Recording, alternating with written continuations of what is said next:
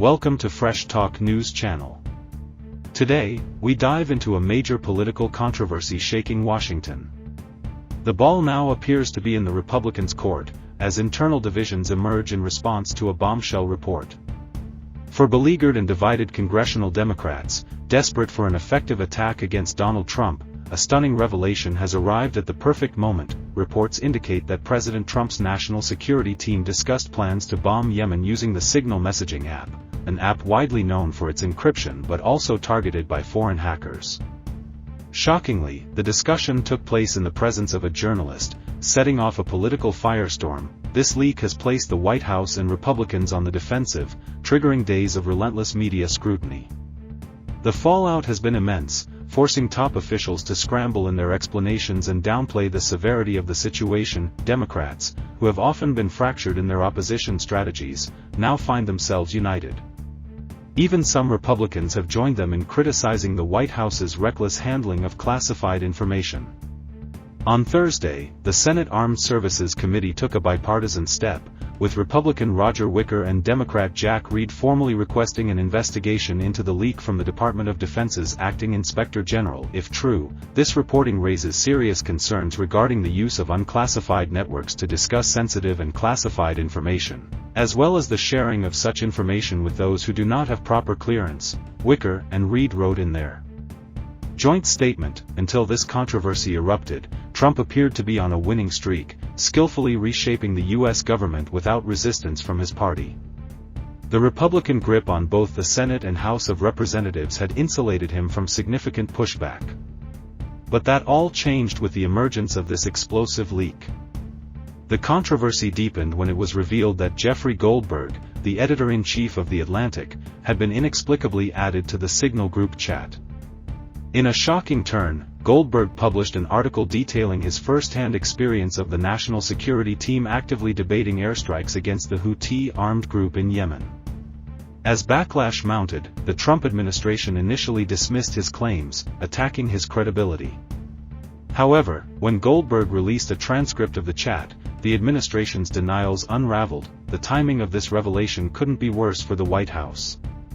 Just as the Director of National Intelligence, Tulsi Gabbard, and CIA Director, John Ratcliffe, were set to deliver their annual testimony on global security threats, they found themselves in the hot seat. Instead of discussing conventional security concerns, Democrats seized the opportunity to argue that the biggest threat came from within, specifically, from top officials openly discussing military strategy in front of a journalist. This was not only sloppy and a blatant violation of protocol, but had this information fallen into the wrong hands, American lives could have been lost, said Senator Mark Warner, the top Democrat on the Senate Intelligence Committee. His House counterpart, Jim Himes, took it a step further, stating, "By the grace of God, we are not mourning dead pilots right now." Despite the uproar, the national security chiefs remained defiant. Even though Defense Secretary Pete Hegseth had allegedly shared precise strike timings and aircraft details, Gabbard insisted that the discussions were not classified.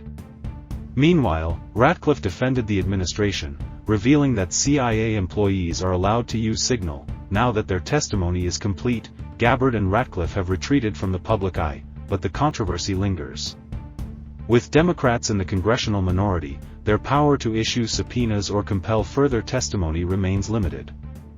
The fate of the scandal now lies with the Republicans, some of whom have shown signs of distancing themselves from the administration. "I do recommend being candid on sending classified info on unsecured servers. Take responsibility and stop digging the hole," warned Republican Representative Don Bacon, a retired Air Force brigadier general. Yet, Trump appears uninterested in taking corrective action.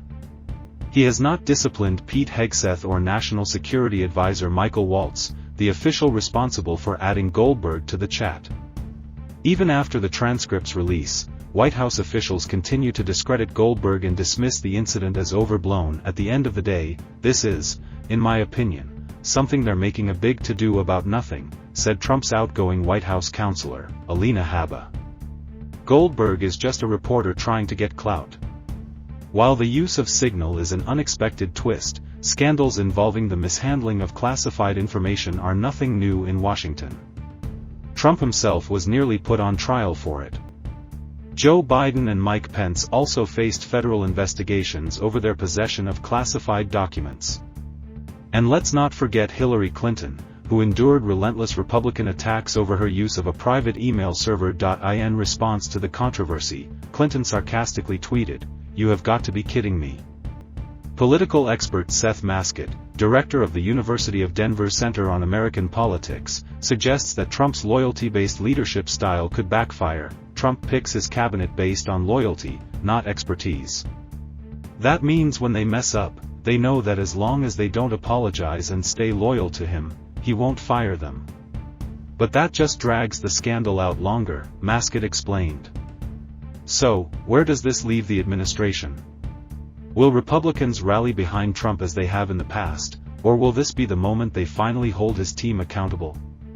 The political stakes are high, and the fallout from this scandal is far from over. Thanks for watching Fresh Talk News channel. Don't forget to like and subscribe for more news and updates.